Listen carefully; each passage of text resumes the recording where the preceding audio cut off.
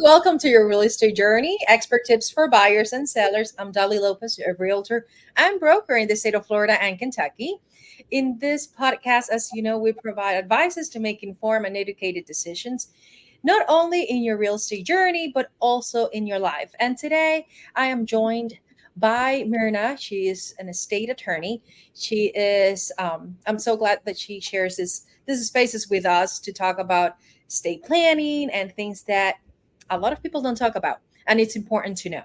So today we are going to talk about what parents needs, what they need to know for that have minor children. So Myrna, welcome. How are you? I'm doing well. Hello.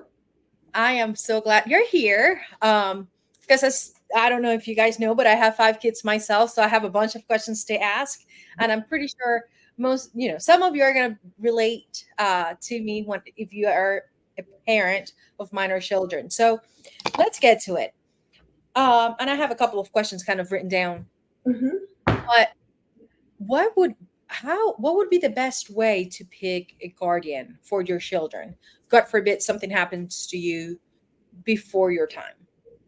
All right, so it's a two-step process. So the first step involves selecting who's going to be your guardian, and then the next step is legally documenting your choices. So which one would you like to go over first? Your pick. They're both important. Okay. All right. So let's talk about how some ideas for how to choose a guardian for your children. So if you're planning with a co-parent, someone that you're married to or someone that you're not married to, one of the biggest mistakes that parents make is trying to make that decision, trying to choose someone at the same time. So we generally, at my office, we recommend that the parents each take some time alone to think about that. And then when they're ready, come together and have the conversation. So I have found over the years that seems to work the best. So some of the things that you're going to think about when you're thinking about this alone before you go to your co-parent and have the conversation. I usually start off with, are there any people in your life who you know right away are the folks that you would not want raising your children? You start with the people that you don't want, and that seems counterintuitive. But get those feelings out of the way first, right?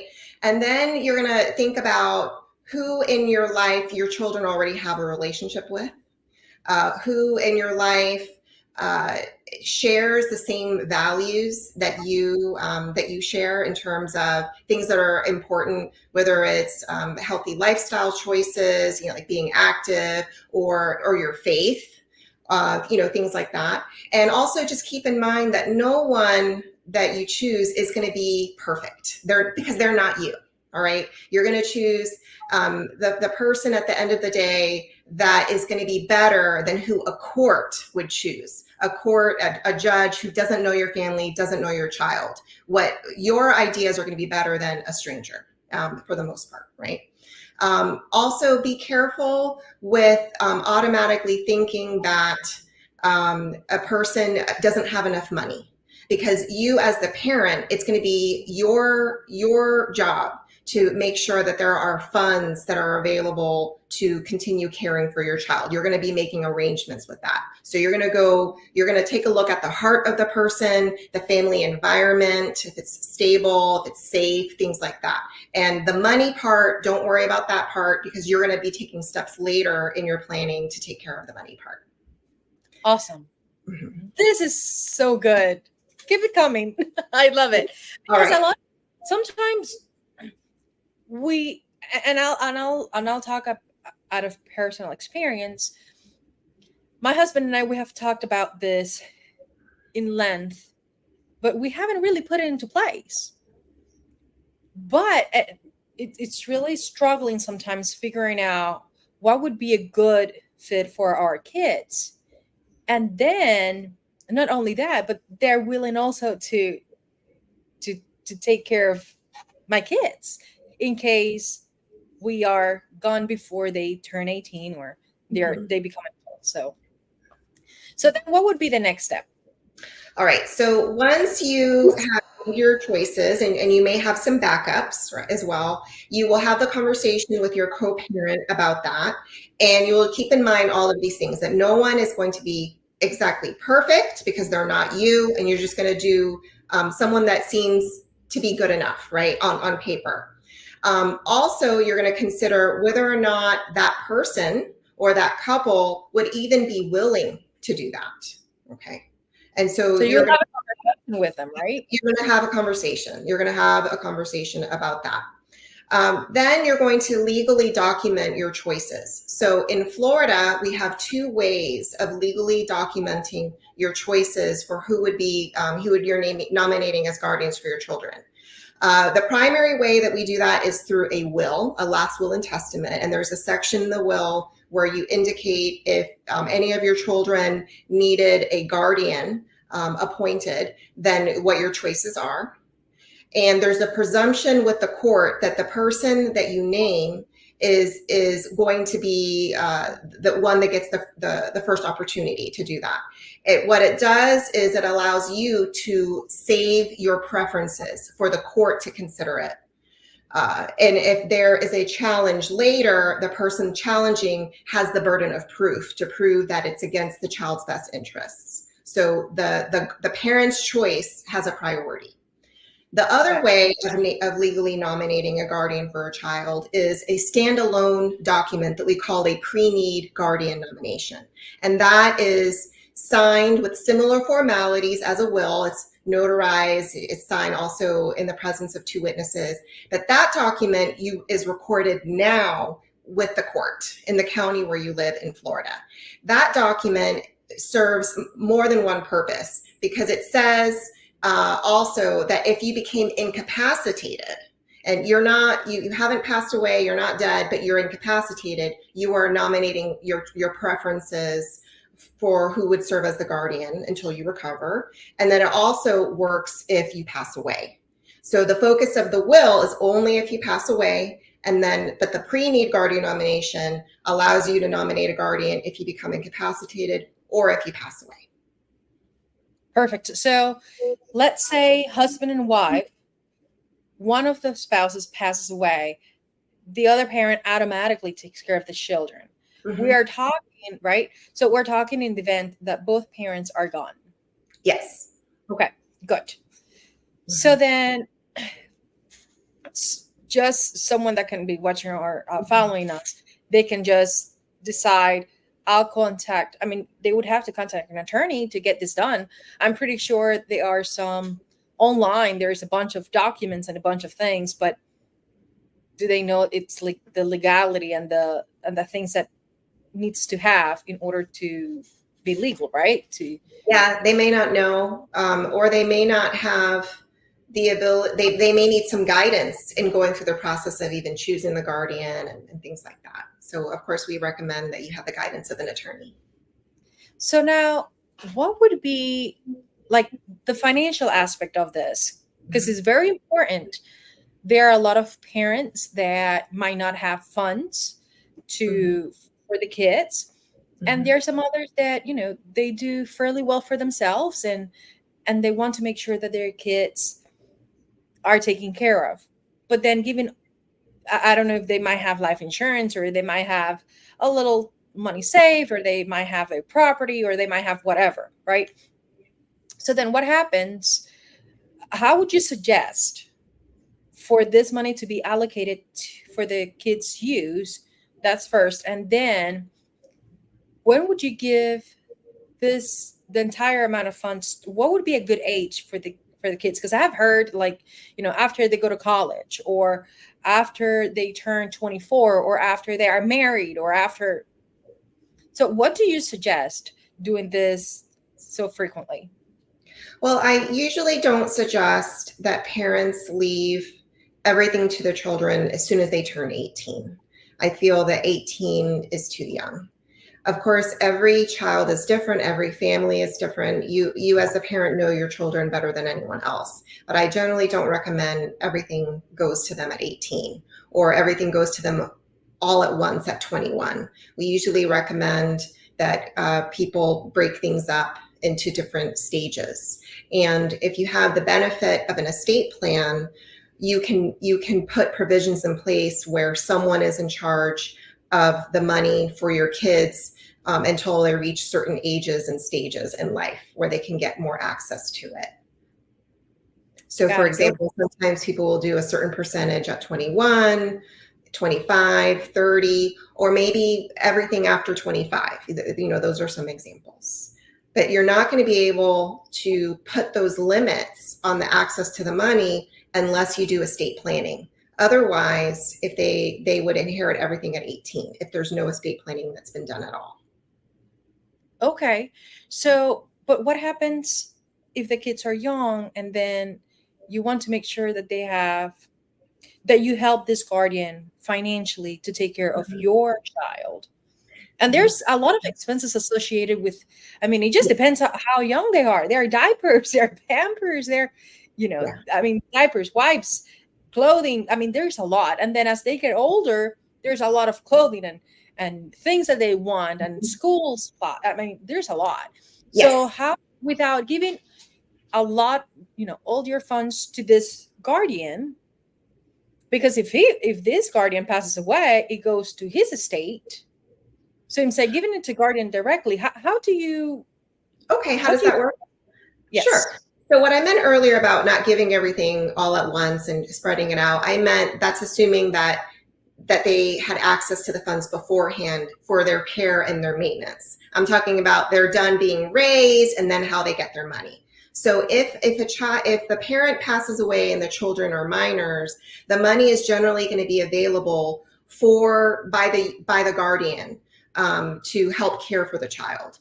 If the parents have done estate planning and they have named a trustee who's in charge of the money, that could either be the same person who's the guardian or a different person, and they communicate so that the funds can be available. And then whatever money is left when the child is of the age that the parents had planned ahead of time, they can get more access to the funds. So let's say that my guardian for my children, it would be Mm-hmm. my father, just to give you an example. Mm-hmm. So, and he would be also the executor of my estate. Mm-hmm. So does he take money whenever he needs to, or do I allocate certain amounts, or what would you suggest?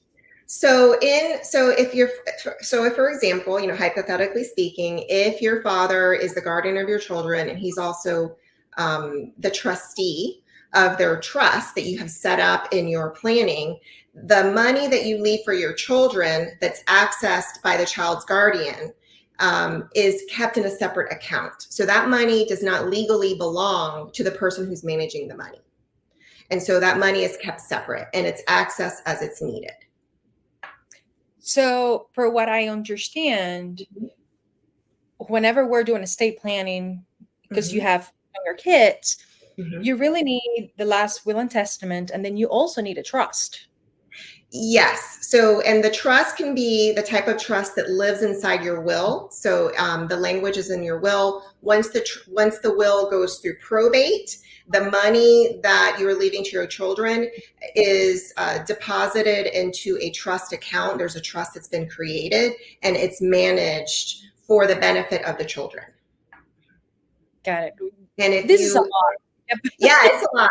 And if you don't do any estate planning at all, and and you pass away and you have minor children, the children will be able to inherit, but they'll inherit through a process that's called guardianship.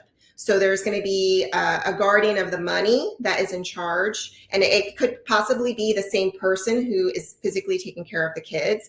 And the money is kept in a separate account called a guardianship account that is usually restricted, and it's supervised by the court. And so the guardian of the children is allowed to make certain withdrawals at certain intervals, but they also have to provide a regular accounting to the court to let the court know how the money is being used, because we don't want anyone taken advantage of. And then generally when the children turn 18, they get all of the money that is left in the guardianship account. They get it all at once.